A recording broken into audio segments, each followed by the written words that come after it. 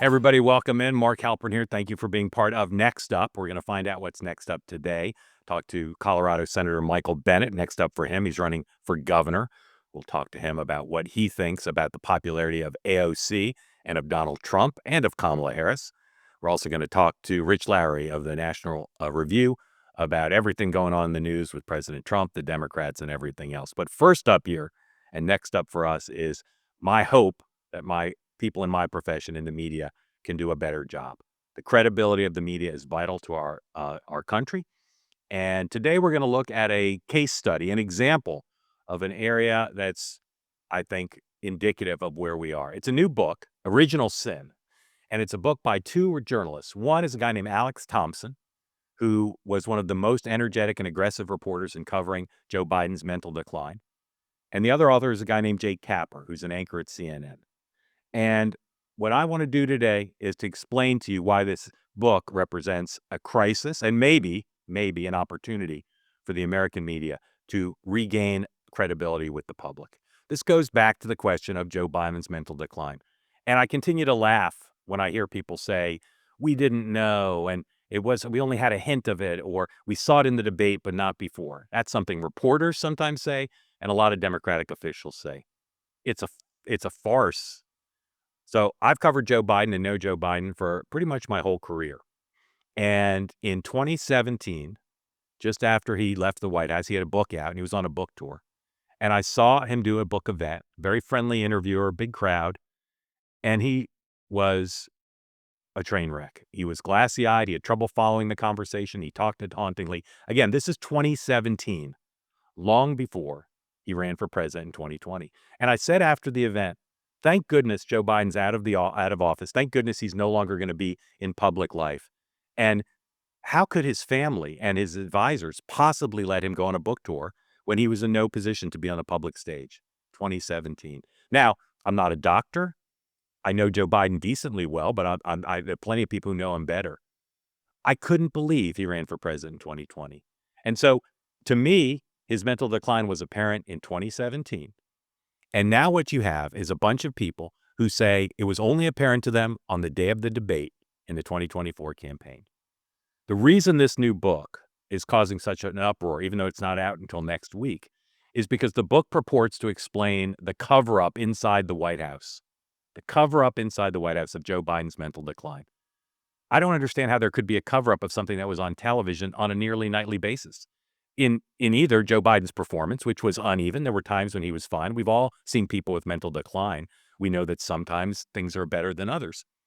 But it was on TV every night. And in 2020 and 2024, it was also on TV when Joe Biden wasn't there. He was not visible. And the ability to have credibility to cover presidents was undermined significantly from 2024 back to 2019 at least. Today, Donald Trump, there's so many things that need scrutiny. His acceptance of this airplane, his family's business dealings in the Middle East with the very monarchies that he's meeting with on this trip. I could go on. For those in this country who say the press is not doing a tough enough job scrutinizing Donald Trump, I agree. The press should always be super tough.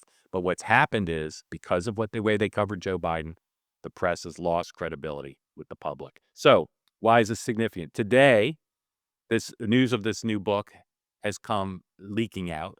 Two news organizations reporting on it. One is The Guardian, which got a copy of the book, and they report that a lot of Democrats are very unhappy that Joe Biden kept running and he should have gotten out of the race, and that there was efforts to cover up for him. Another report from Alex Thompson, who now writes for Axios, he wrote for Politico previously, says that there was discussion within the Biden camp of perhaps Biden needing a wheelchair.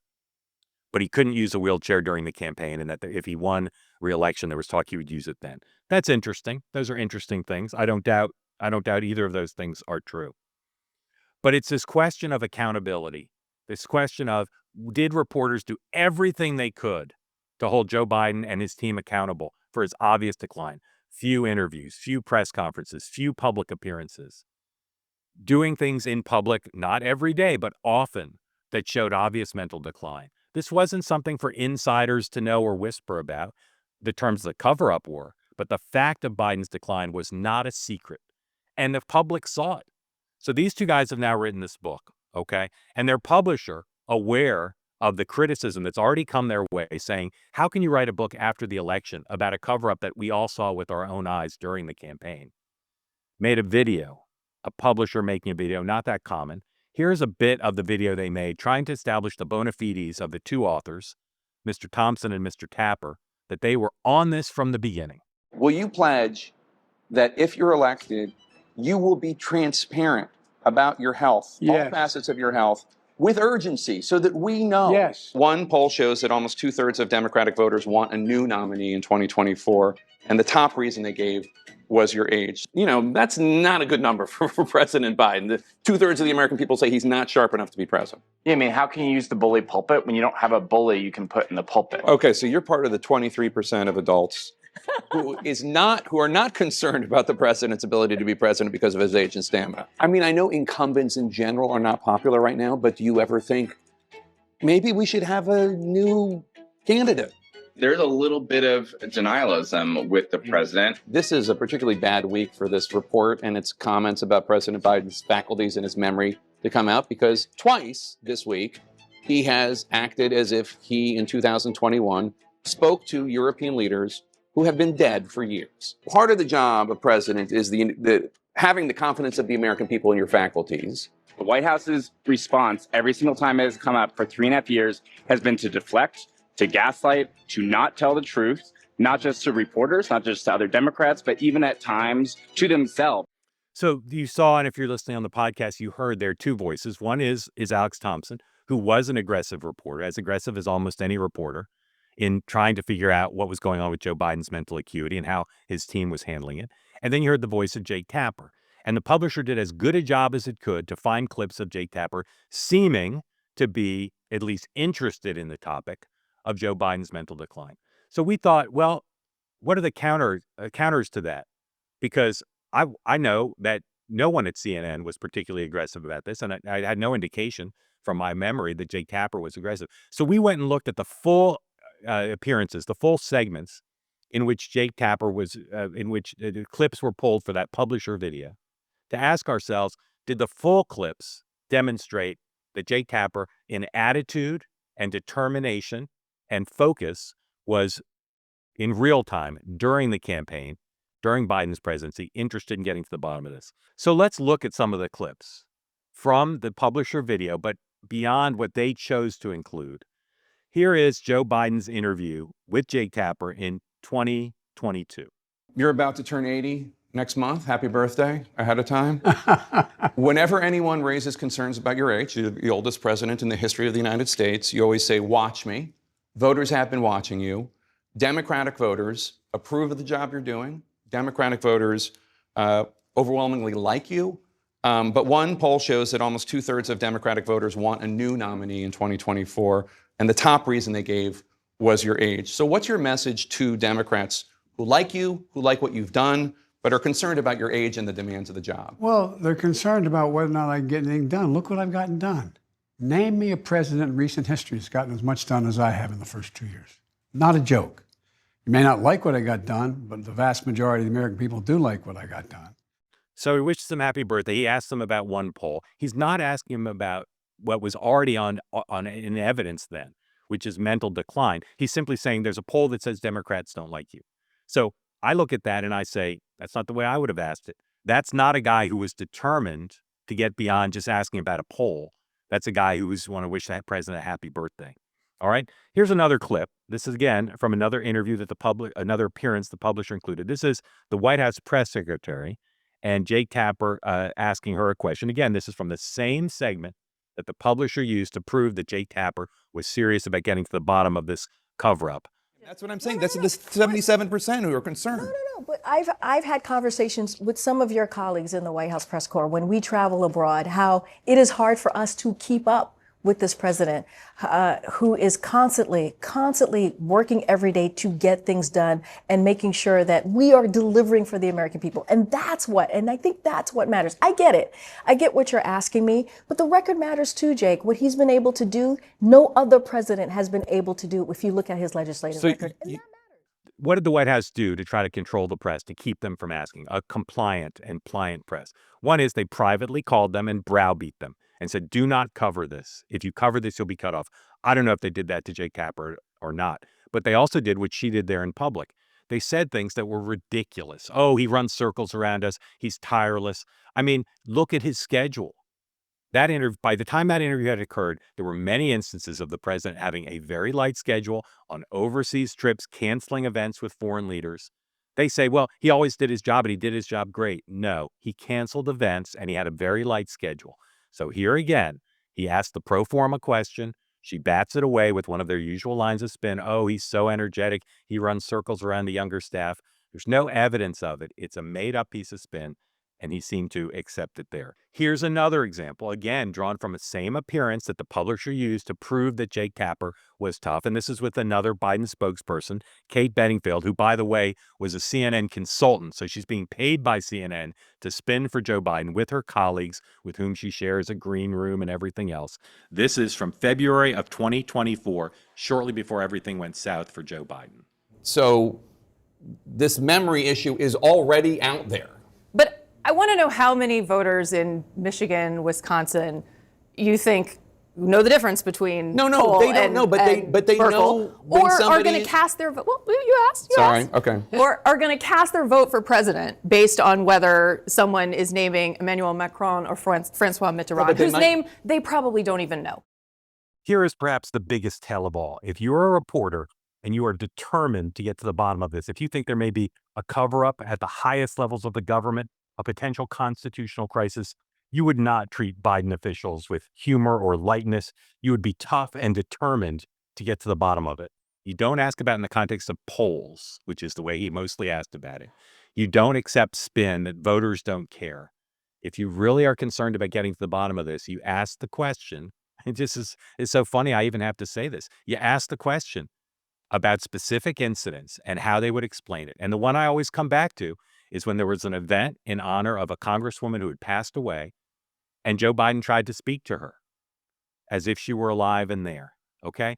That's not confusing the names of two European leaders. That's not knowing which way to walk off the stage. That's not having your first public event at noon. That's not doing events at night. That is right in plain sight. And to ask about it the way he did in that appearance and to accept her spin that voters don't care, again, welcome to do it if that's what you want to do. But to do that and then write a book saying I was determined to get to the bottom of it, this is what is I don't mean to just pick on Jake Tapper, but he's the one who wrote the book. This is where every reporter, practically every reporter, is.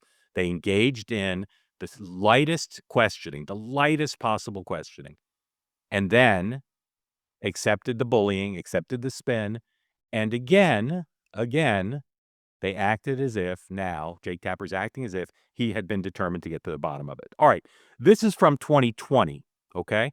Right before the 2020 election, Laura Trump, President Trump's daughter-in-law, did an interview with Jake Tapper. And watch how indignant he gets at the mere suggestion that Joe Biden, who's doing his Delaware basement campaign, has suffered mental decline. Please roll 109.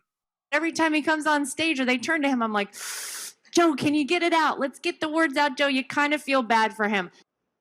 How do you think it makes little kids with stutters feel when they see you make a comment like that?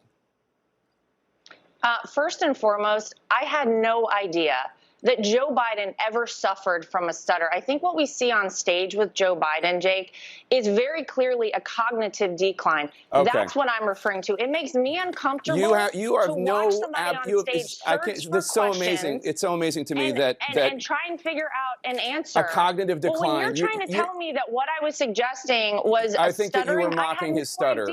Yeah, I think you were mocking his stutter, and I think you have absolutely no standing to diagnose somebody's cognitive decline. I would think that somebody in the Trump family would be more sensitive to people who do not have medical licenses diagnosing politicians from afar. Plenty of people have diagnosed your father from afar, and I'm sure it offends you. Your father-in-law from afar. I'm sure it offends you. You don't have any standing to say. I'm not diagnosing him. What I'm saying, Jake, you just talked is about that a cognitive decline. that Joe Biden I have is one last struggling question for you, Laura. You many can't. times on stage, and it's very concerning to a lot of people that this could be the leader of the free world. Okay. That is all I'm saying. I genuinely feel Laura sorry Trump. for Joe Biden at I times. appreciate it. I'm sure. Yeah, so he indignantly cuts off the interview. She's not a doctor. Jake's not a doctor. I'm not a doctor. But I talked to a lot of doctors in 2017, 2018, 2019, 2020, 2021, 2022, 2023, 2024. And many of them said, look, I don't usually diagnose people from afar, but obviously there's mental and cognitive decline. He criticized her and cut her off, and I think was a little rude to her with indignity, saying, how dare you say that you're in a position to say the guy has mental decline? Well, guess what? Now that Jake Tapper has written a book about this, he says right in the publicity material for the book that there was this mental decline that was so apparent and that there was this big cover up in the White House. Now, I give them credit for pointing out the cover up in the White House because that was not aggressively covered, because anytime anyone tried to do it, they were threatened and bullied and spun in public, and most reporters just gave up. But you cannot be part of restoring the credibility of the media to cover Donald Trump aggressively if your posture is, oh, we did nothing wrong, we aggressively covered it, or worse, in some ways, we didn't even see it. How could we have seen it? We weren't in these private meetings. The cover-up was so intense. I'll say again, Joe Biden's decline was not uniform. There were days when he was just fine. So Republicans who say he was 100% gone and weekend at Bernie's and someone else was running the government, that's not true. But his decline was pronounced. There's a reason why he had a light schedule. He didn't talk to reporters. And there's a reason why all these things that happen in public that we all saw were ignored by the press, because they didn't want to help Donald Trump win. They didn't want to be blamed if he won again. It's one of the most embarrassing things I've seen. So this morning, I'm reading Politico, their daily tip sheet, the Politico playbook. And this is what they write. And it's amazing to me that this is still the way the press, which defended and protected Joe Biden, is framing things. For what it's worth, Biden has continued to deny any suggestion that he experienced cognitive decline while in office. They are wrong, the former president said in an interview last week on The View. There's nothing to sustain that. I mean, I get letting Joe Biden have his say, but for what it's worth, Joe Biden has continued to deny any suggestion he experienced cognitive decline. I mean, how could they write that? How could they credit that? It makes no sense, but it's the mindset that most every reporter, not Alex Thompson, but his co-author, and again, almost every reporter that's now being asked with the authority and the responsibility of covering Donald Trump to be responsible for that. It's the same line. So Jake Tapper, his book coming out in a week, here he is this morning on CNN, creating a whole new set of realities. Watch this. You have an entire White House press corps, though, following him around. And I'm just curious as to whether or not this kind of trying to hide what was happening with the president at the time had an impact on the press corps. Like, why didn't we hear some of these details from what they actually saw and were dealing with trying to get information? Well, Alex Thompson and I were on the case, as were lots of other reporters, trying to figure out what was going on behind the scenes. But the bottom line is the White House was lying, not only to the press, not only to the public, but they were lying to members of their own cabinet. They were lying to White House staffers. They were lying to Democratic members of Congress, to donors about how bad things had gotten. And in fact, Alex and I started writing this book after the election of 2024. And we spoke with more than 200 people, most of whom, almost all of whom, were Democrats, and almost all of whom wouldn't be honest with us or wouldn't be candid with us until after the election.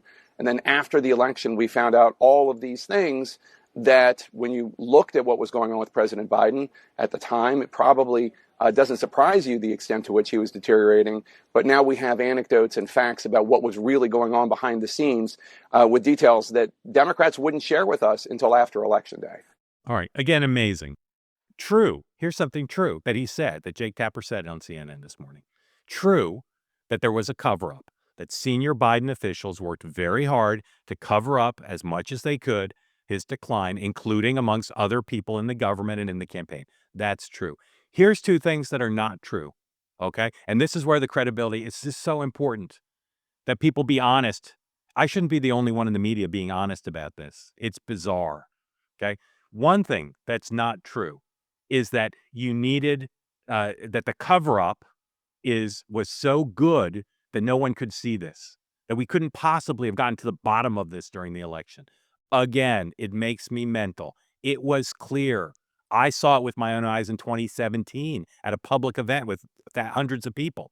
You saw it almost every day, not every day, but almost every day, both in what he did and the fact that he had such a limited schedule.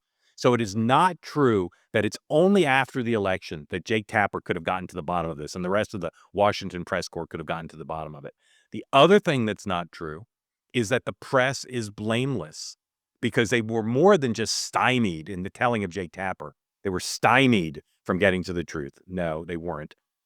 They were part of the conspiracy and the cover-up. They allowed themselves to believe the ridiculous spin on TV in public, and privately they allowed themselves to be browbeat. I know reporters, and again, I said before, I don't know that Jake Tapper was browbeat by Biden folks, but I know reporters who were. They were told, you will lose access. The New York Post lost access because they covered the Hunter Biden story. Reporters who covered any story the Biden people didn't like were denied access. Does this sound familiar? A White House denying access to the press when they don't like what's written or said? This is a crisis. The book's going to come out.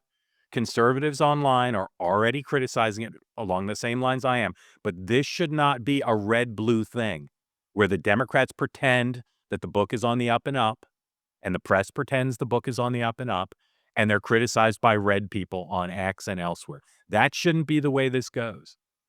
Because the true story of what happened, whatever the book reveals about the cover-up within the administration, the true story is that video that the publisher put together to try to show Jake Tapper in the best light about how aggressive he was before the election, that's weak tea. But it becomes even more watered down when you show the full context of what he said in those very appearances and elsewhere. People treated it like a political story, like a polling story, like a partisan story. That's not what this was. If you want an America where the press corps can hold Donald Trump accountable, he's the current president, hold Donald Trump accountable. You want an America where this book is an opportunity not for Jake Tapper to make money and his co-author to make money. It's an opportunity for the press, every organization that participated in the cover-up, to come clean and to say what, again, is so obvious. I shouldn't have to say it. It was clear that Joe Biden had cognitive decline. It was clear that it was spun and covered up and bullying tactics were used. It was clear that people who didn't say it aloud had a partisan interest in not saying it aloud, and that included the media, which didn't say a word, not because they couldn't see it, but because they didn't want to be accused of helping Donald Trump win. I want this to be an opportunity to come clean, because if we don't now, I'm not sure what other opportunity people will take. It's not that hard. Be honest. Say what happened. Say what we all saw in countless videos, in countless presidential appearances. Say it. Because if we do, then we can do our jobs correctly and cover the current president with aggressively and with the trust of the American people. Please. All right, next up, my conversation with Rich Lowry of the National Review, and then a little bit later, my talk with Michael Bennet, senator from Colorado, a dad and a guy running for governor. That's all next up.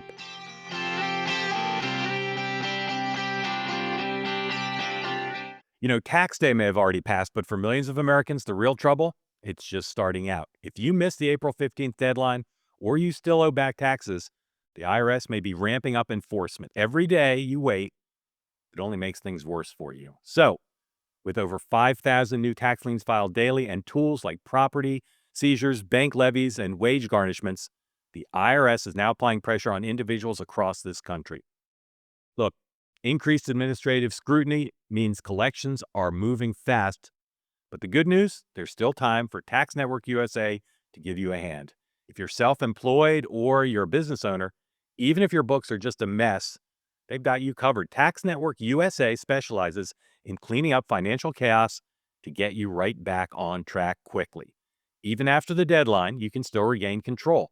Your consultation with them is completely free, and acting now could stop penalties, threatening letters, and surprise levies before things escalate. Call 1-800-958-1000 or visit tnusa.com/nextup. You may have missed that April 15th deadline, but you're not out of options. Let Tax Network USA help you before the IRS makes the next move. That's 1-800-958-1000, or you can visit tnusa.com/nextup. Next up, my conversation with, I like to call him the man of the hour, even though that makes no sense in this context. Rich Lowry, the editor of National Review, always the man of the hour. Rich, welcome, and thank you for being here. Thanks for having me. We talked in the first segment about the media's cover-up of Joe Biden's loss of mental acuity, and this new book, which is making the claim that there was no way for the press to get at this story. What's your advice to the press about how to cover this book and how to seize the opportunity to restore credibility in this moment? Well, I don't know how the media is going to restore credibility, but this was one of the most preposterous lies that we've ever seen, and it was perpetrated like in front of our faces. We all saw it. Now, one of the revelations of this book is that they're considering a wheelchair. Now, why would that be shocking? Anyone who's had an older relative and they begin to shuffle like that and they have some falls, it's not getting better. You're holding your breath, every time they're going over the edge of a carpet or a rug. But they just lied to us about this. I remember when the fall, which one was it, Mark? And it was at West Point when he went over the sandbag. Yeah. And I tweeted, this just isn't good, right? When you're this age and you begin to fall, it's downward from there. And John Harwood and others are, what are you talking about? Gerald Ford fell down and he was the most athletic president ever. Yeah, we all trip and stumble, but we're not all 80 years old and clearly in decline. So we could all see it. We all knew it. We all had we didn't know exactly what was going on, but we all had some sense of what was going on. And at least now the truth could be told, but it's only now that it's less inconvenient to tell the truth that's beginning to come out. There's obviously lots of groupthink and tribal loyalty in MAGA and in the Republican Party. If you took an open vote on tariffs, Republican senators wouldn't be for tariffs, but they pretend that they are. But you take the plane, right? The Qatari plane being offered to the president. Lots of prominent conservatives are speaking out. With the exception of one congressperson from Minnesota, there was this conspiracy of silence for years. And I don't understand, leave the media aside for a minute, I don't understand how the party is not being more introspective about what that means for its ability to have a reputation for honesty and integrity and for running, a well-managed process. Yeah, they can't admit it even now. I mean, Amy Klobuchar was asked about this on Meet the Press over the weekend. Should he have dropped out sooner? And she said, "Oh yeah, of course. But we're focused on the future." But there's a lot hanging on that, of course, right? No one said it at the time. It was only when it became completely undeniable and potentially catastrophic, or they realized it was catastrophic after the first debate, that they began to turn around on this. But Mark, I just remember when Clooney wrote the op-ed, right, which kind of was a key inflection point in getting Biden out. And he said at that Hollywood fundraiser that I sponsored, he wasn't the same. But we all saw that fundraiser. We all knew Obama was there as a crutch to have like a lively person on stage. And Biden clearly froze when he was waving to the crowd. No one waves and has to be reminded to stop waving. That does not happen in normal interactions. All of us pointed out in real time, that's weird, that's concerning, something's going on. They all said we were full of it. They all said we were making it up, that it was a hoax. But as soon as Clooney says, oh, he wasn't the same, then you have John Favreau, one of the Obama bros, saying, I was freaked out at that fundraiser. My wife was freaked out. Yeah. My wife asked me, John, what are we going to do? Everyone was talking about it at their tables, but none of them dared say a peep about it again until they thought, okay, this is unsustainable and we got to do something else. Can you think of an analog in history to what happened? It's like Edith Wilson, right? I mean, Wilson has a stroke. It is debilitated, and she runs the government, and they have people come in. They cover up. I don't know whether it's left or right side. I mean less something health related, but just a party and conspiring with the media to just not tell the truth of something that's happening in plain sight. Maybe JFK and the dalliances, which kind of everyone knew, but you didn't talk about Well, publicly. but there weren't public opinion polls saying 80% of the people Right. think JFK, shouldn't be having affairs. Like, Yeah. It wasn't like, it wasn't like the public saw him go into a swimming pool with the secretary, and the media said, "No, you're making it up." right. That's why It's hard I to had make trouble thinking of an analog because the public saw it all. Yeah, Yeah. Democrats saw it all, rank and file Democrats. It's a weird thing. All right, And let's talk about maybe FDR in 1944. yeah. But he was reelected, and people were willing to look past it. And he had like back then campaigning was different. So he had one campaign event where he drove around New York City in the rain. Everybody was like, okay, he's still vigorous. But everyone knew, otherwise everyone knew he was dying. Right. All right, let's talk about Trump.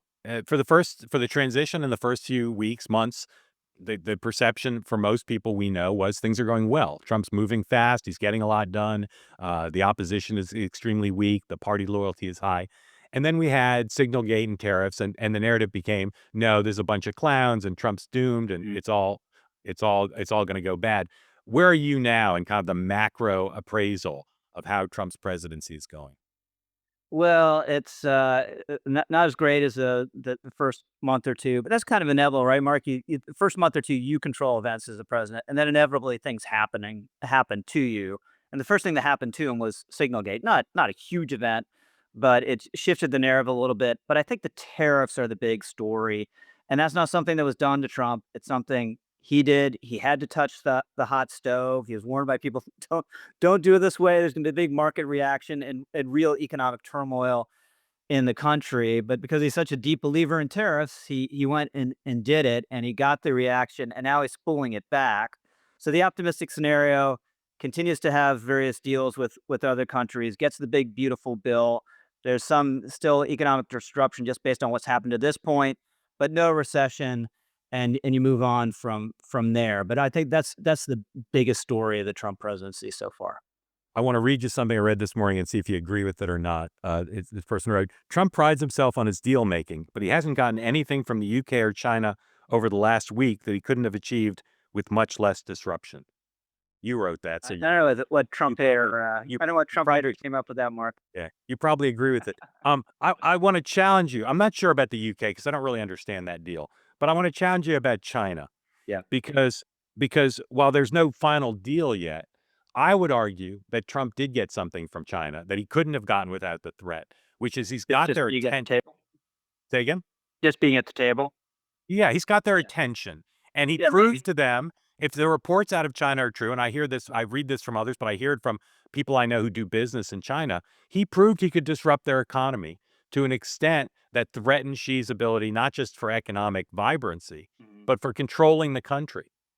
And I Yeah. think that there's a lot of value in that because to me, the whole game here, not just on economics and tariffs, but on security and diplomacy and spheres of influence, is getting leverage over Xi because Xi is a master, not like Putin, of not allowing there to be leverage over him by an American president. I think Trump got us something huge from China, which is again, Xi now gets it. He can't just ignore what Trump wants to do with trade and of these other issues. So, do you want to revise and extend, or tell me I'm Well, I think that's a good counterpoint. I'm not sure that Trump that they were ever discounting Trump or not paying serious attention to him, and there's a mutual blinking here. So that's sort of the optimistic take from the U.S. perspective is he realizes how vulnerable he is.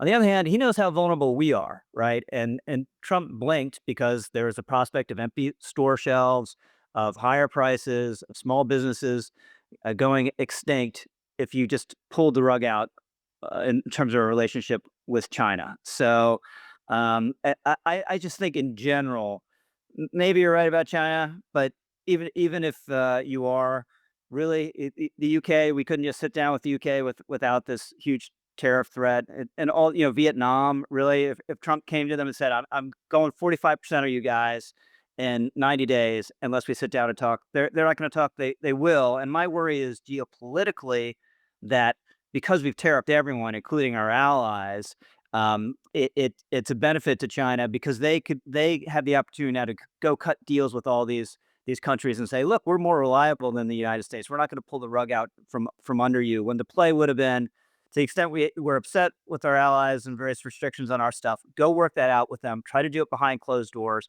and then ring fence China, and then deal with China from a position of strength, where you have all these better deals with yeah. the allies. I get that argument, but I'd say two things that I think are at least plausibly true, and I think they animate Trump's perspective. One is that I believe we can make up with these countries. I don't believe that the damage is irreparable, even with Canada, because they need the United States so much, and because there is so much goodwill. And the other is the first question we were talking about vis-a-vis China, which is, could you have gotten these things without walking into their homes and breaking their China and saying, now you're going to need new China? I just don't think, using the other meaning of China, I just don't think that's true. Or at least I don't think it's obviously false. I think the whole point of what Trump was doing was to say, again, it's some of the stuff he did in foreign policy in the first term. I'm a fucking crazy person. Like, I'll do anything. I'll say we're going to annex Canada. I will say and do anything. Now do I have your attention? Yeah. Let's fix this. And the reality is, and this is, again, I believe the president's point of view, they say they're our friends and they're so affronted that we're talking to them negatively.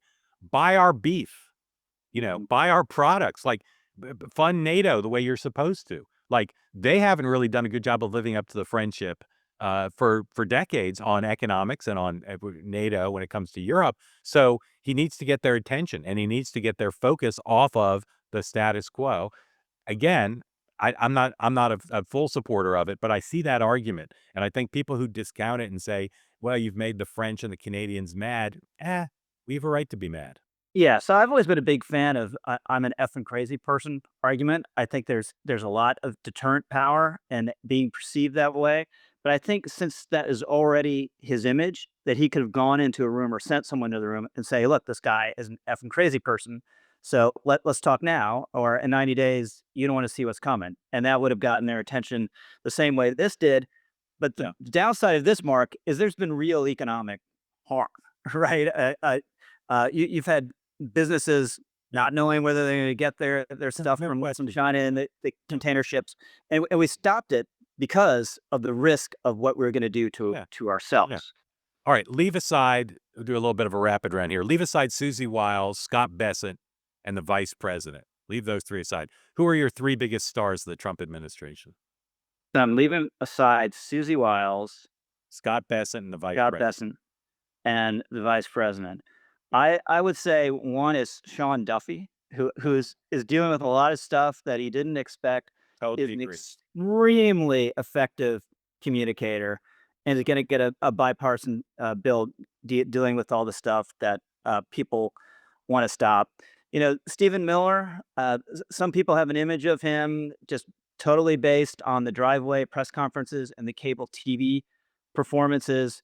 You don't survive in Trump world for, it's been almost a decade without being an extremely adept political player. Also, he is one of the most creative and acute political minds I've ever encountered. It drives people crazy when I say that, people who just know him from the cable hits, but I'm telling you, it's absolutely true. And I need a third. What are some nominees for a third, Mark? Some nominees for a third. You might like the attorney general. All right. You might like the commerce secretary. No, I don't. No. All right. You might like How about Marco Rubio? Yeah, Marco. So Witkoff? yeah, Not a big Witkoff. not Wyckoff, definitely Marco. I should have thought of Marco. So Marco comes in a little bit like Waltz. If people are very MAGA people are suspicious of him, probably have the knives out for him. It seems as though his bailiwick's getting chopped up. Speaking of Witkoff, various special envoys. So it seemed as though he could be very weak Secretary of State. Maybe on his way out before the first year. Instead, he's wearing all these different hats, has earned the president's trust, the base's trust, and has done really good work. And they've been on the latter, the base's trust. I mean, obviously, both of them, they've been really deliberate about it. They think a lot about it, and it has worked. All right. Rich Lowry, National Review, thank you for sharing the Next Up moment with us today. Grateful to you. Thanks, Mark. And next up here, the gentleman from Colorado, the Senator Michael Bennet, who's running for governor. We'll talk about the arc of his fatherhood and his time in Washington and beyond. That's all next up. And now let me tell you a story. It's about a guy named Leo Grillo. He was on a road trip and he came across a Doberman. This Doberman was severely underweight, clearly in need of a lot of help. Leo rescued that Doberman and he named him. He called him Delta. Sadly, Delta was just one of many animals that needed help, which inspired Leo to start a new organization called Delta Rescue. It's the largest no-kill, care-for-life animal sanctuary in the whole world. They've rescued thousands of dogs and cats and horses from the wilderness, and they provide all their animals with what they need: shelter, love, safety, and a good home. This dedication and everlasting love to animals is Leo's mission and his legacy. Delta Rescue relies solely on contributions from people like all of us. So if you want to start caring for these animals and have it be part of your legacy, speak with your estate planner, because there are tax savings and estate planning benefits too. You can grow your estate while letting your love for animals live well into the future. Check out the estate planning tab on their website to learn more and to speak with an advisor. We call dogs man's best friend for a reason. You can help those who need it most. So please, right now, visit deltarescue.org today to learn more. Again, go to deltarescue.org. Next up, the senator from Colorado and now gubernatorial candidate, Michael Bennet. He is someone who has been in elective office for not that long a period of time, was in the private sector and worked on education in Denver, and then was chosen for a Senate seat, which he has defended and won re-election in his home state of Colorado. This is a political ad from Senator Bennett's first campaign for the Senate.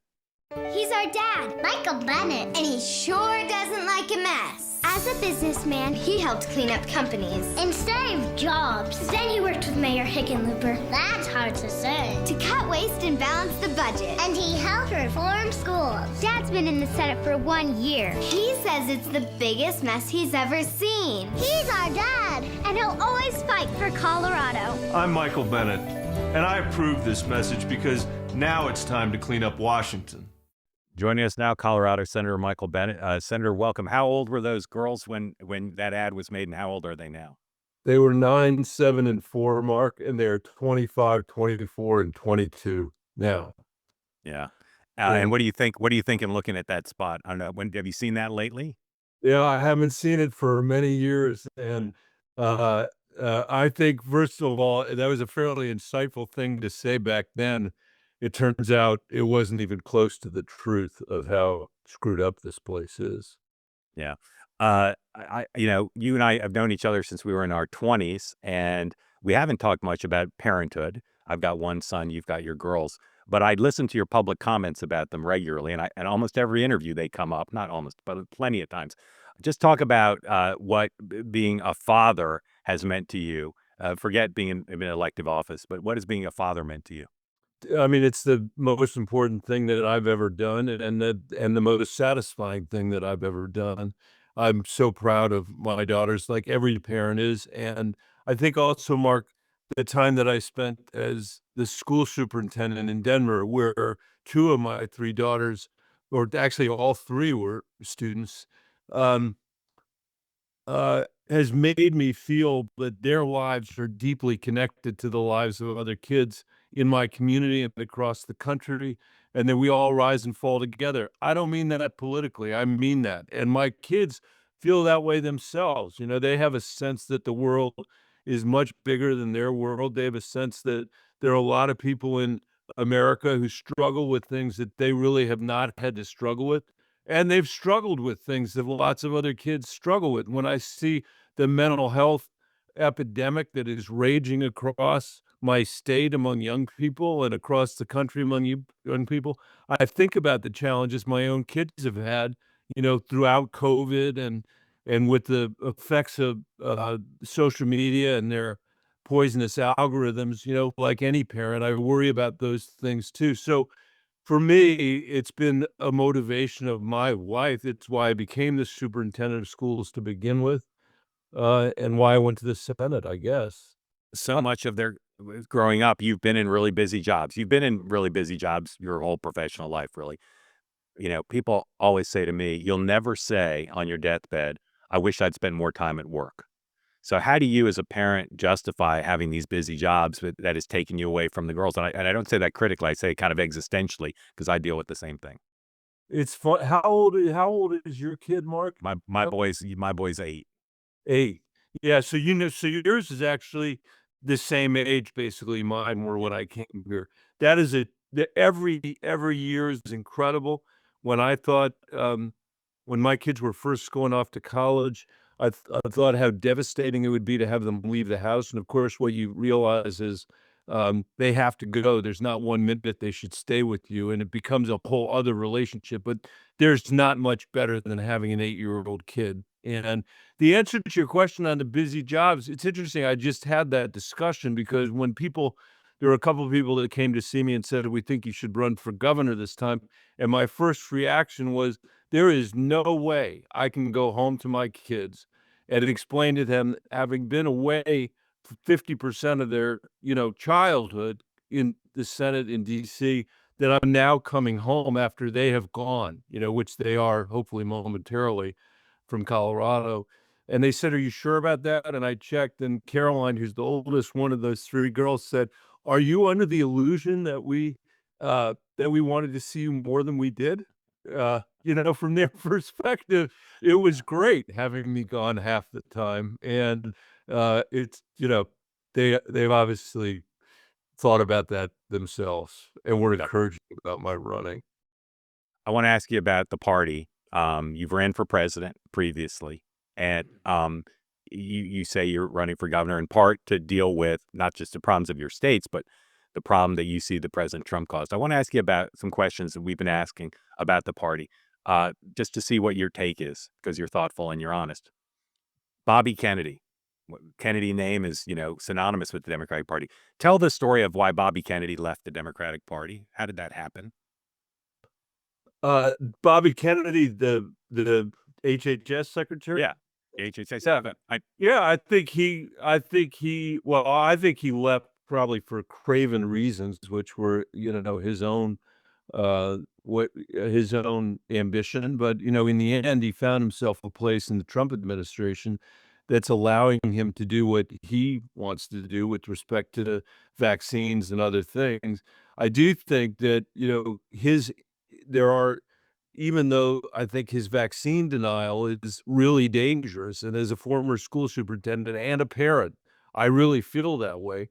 I think the fundamental frustration with our healthcare system that Bobby Kennedy has is something that I also believe. I mean, the American people are being crushed by our healthcare system, which is in many ways the worst system in the industrialized world. And all the time when I'm home, I am meeting people who are experiencing our healthcare system on behalf of their children as an exercise in scarcity, scarcity, scarcity. Whether it's the mental health care that I was mentioning a minute ago, which they desperately need for their kids, or it's being stuck on a telephone, fighting an insurance company to get paid, or it's taking care even of a parent who's been prescribed a drug that they can't get.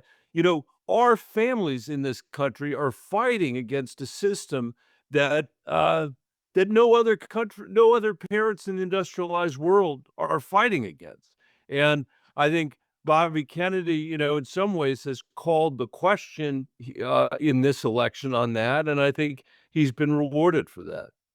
Let me raise 2 other issues that he would say played a role in his leaving the party, and see if you think those are valid and something Democrats should think about. One is that people tried to pressure him to not be on the ballot, to not be able to run against Joe Biden. And the other is he was blackballed by the media at the insistence of Democrats, senior Democrats, who said, "Don't give him time on television."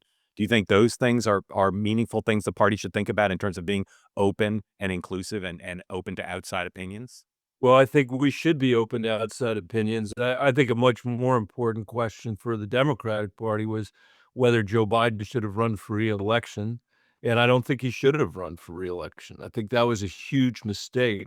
In some sense, the original sin of the Democratic failure in this election. Not the only sin, but an important one. Should he not have run because of mental decline or for some other reason?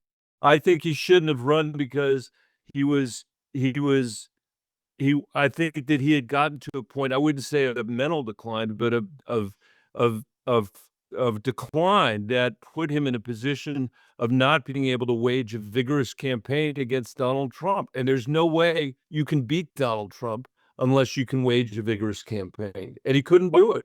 Why wouldn't you say mental decline? Did you not see that publicly?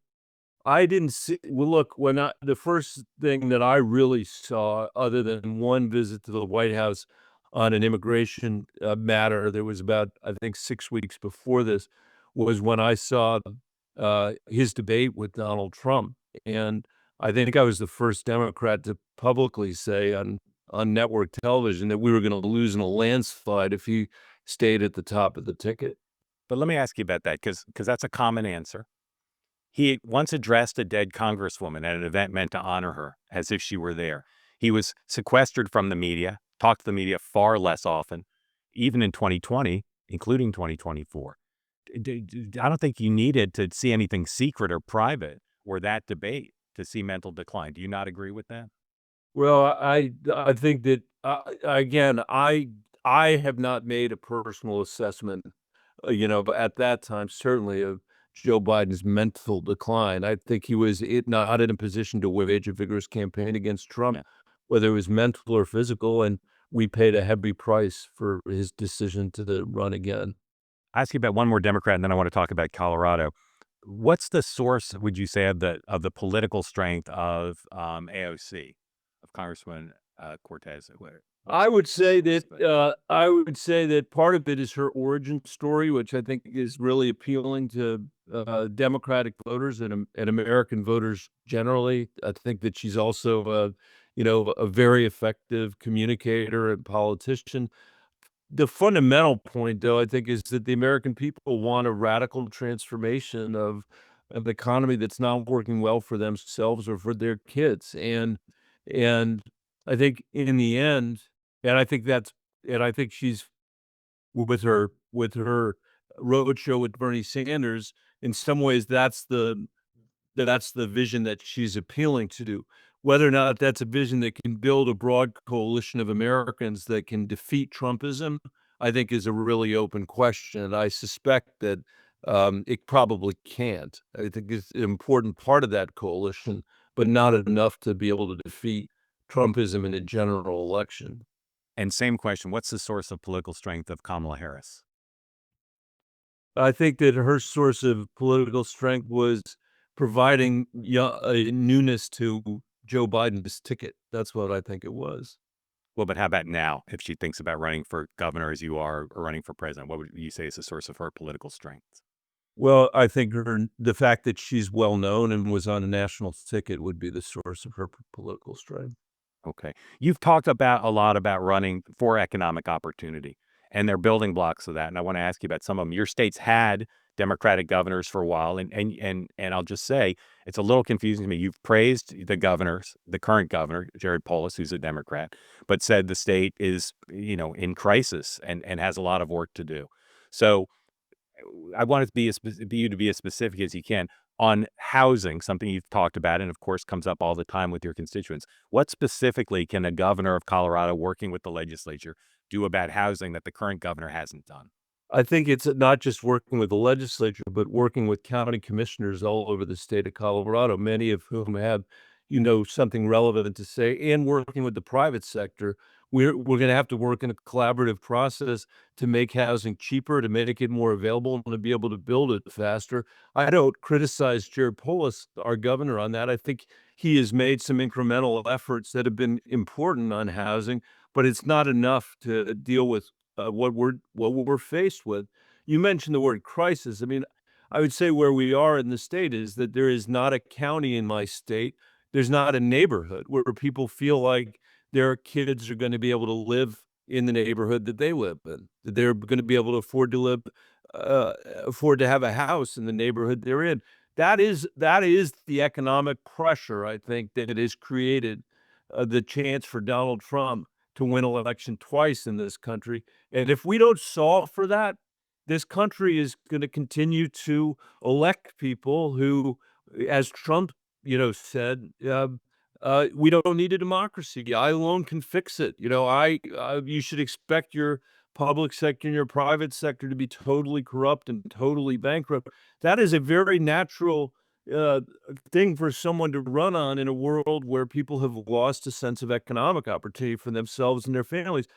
I think we've got to work together to figure out how to give the American people hope that their children can prosper in this country, or in my case, in the state of Colorado, that they can actually live there.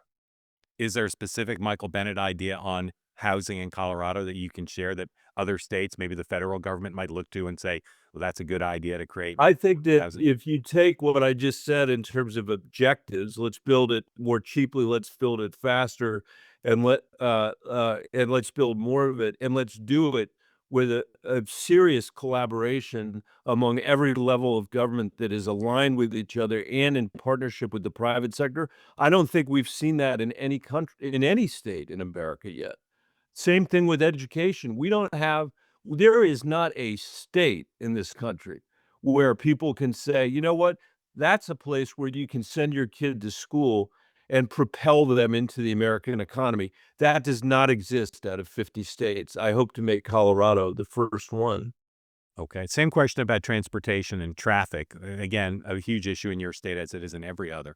What's a Michael Bennet idea to reduce traffic congestion? I think it's creating more density in our housing, and supporting the efforts that we've already made to try to build more transit in the state and to make it more efficient. We have a regional transportation authority called RTD that I think needs could use a governor's help. Let's put it that way, to be more effective and more efficient. Okay.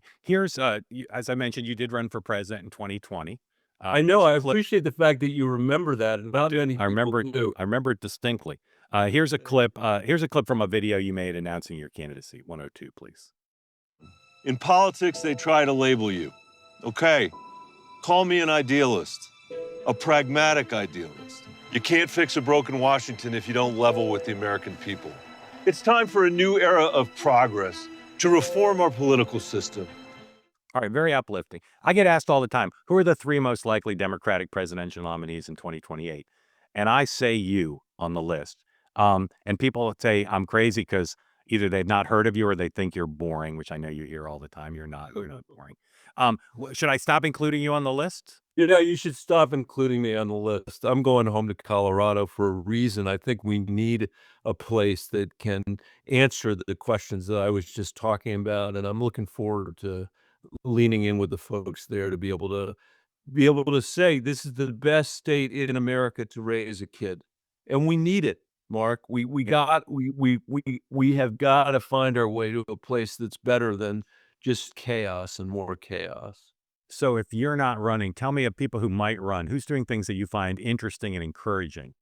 You know what? I don't have a name on that list, honestly. I think we're going to have people go through the grueling competition of winning this nomination.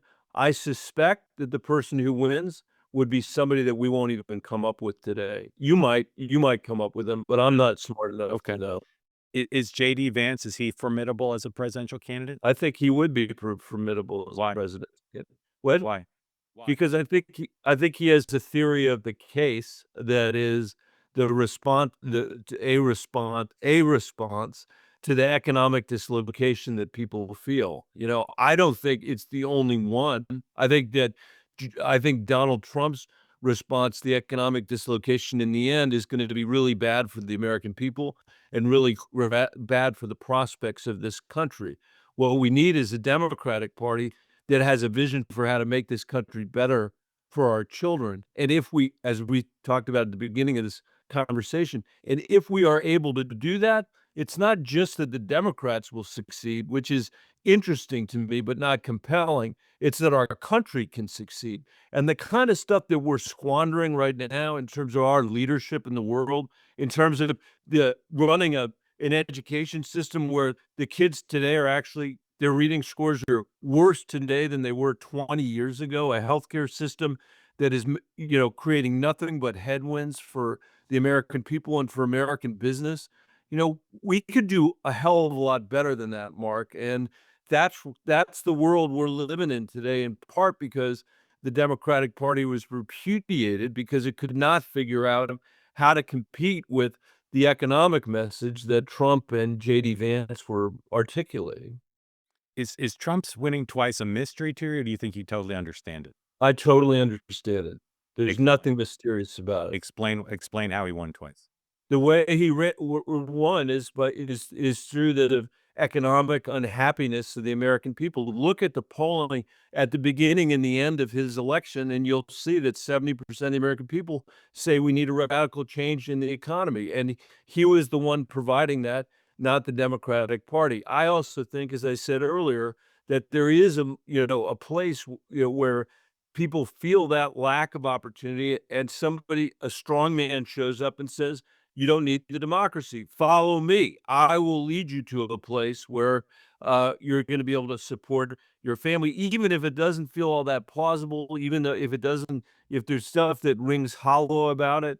The idea that there's somebody there that wants to basically rain chaos on our institutions and bust stuff up becomes appealing. And that is what that's a playbook that he ran twice. And the second time, which was even more obvious than the first time, he had 4 years to prepare for an election that he knew he was going to win for that, basically at least half of that time. And we're seeing the fruits of that now, which is why it's not okay. If you start to see a Democratic Party that's saying, well, it's just that Joe Biden was too old. It's just that Joe Biden shouldn't have run. It's not at a party that's actually saying, how could we have possibly lost to this candidate who, among other things, stripped away a woman's right to choose in between, in his first election, and we still lost to him his second election. I would have thought that would have disqualified him out of 330 million Americans. And yet he not only came back, he won more decisively than it did the first time with a broader coalition of Americans than he won with the first time. Last quick question and quick answer. What's the most genuinely appealing thing about Donald Trump to you? Actually, I think that it's the way, I hate to say this, but the joy he takes in trolling the Democratic Party. It is like Lucy in the football with him. And we gotta stop showing up with the football in a way that Donald Trump, it can have the result that he has day after day after day. I think he's doing basically a terrible job. He is destroying small businesses because of the tariff war he's put on. He's got now his latest drug, company stuff that to me seems totally fake when the American people actually need us desperately to address this drug crisis. He's got a reconciliation bill that I think in the end is not going to support working people in America well, and is going to absolutely destroy any remnant of fiscal, balance that we have as a nation. That's not and he's alienated our allies and created a go it alone strategy for America. I mean, all of that stuff is much worse than we should be expecting out of an American president, much less than we should be expecting from an American president. And yet we're getting it because the Democratic Party has twice failed to beat this media star from New York City. And that's not his fault. I blame him for many, many things, including for the fact that he's got no theory on education or healthcare or how to build an economy that works well for everybody. I blame him for many things, but getting elected is not one of them. Senator, I look forward to seeing your gubernatorial race and also welcoming you to becoming a grandpa, which could happen. Who knows? Let's hope that doesn't happen too soon to either of us. During your term.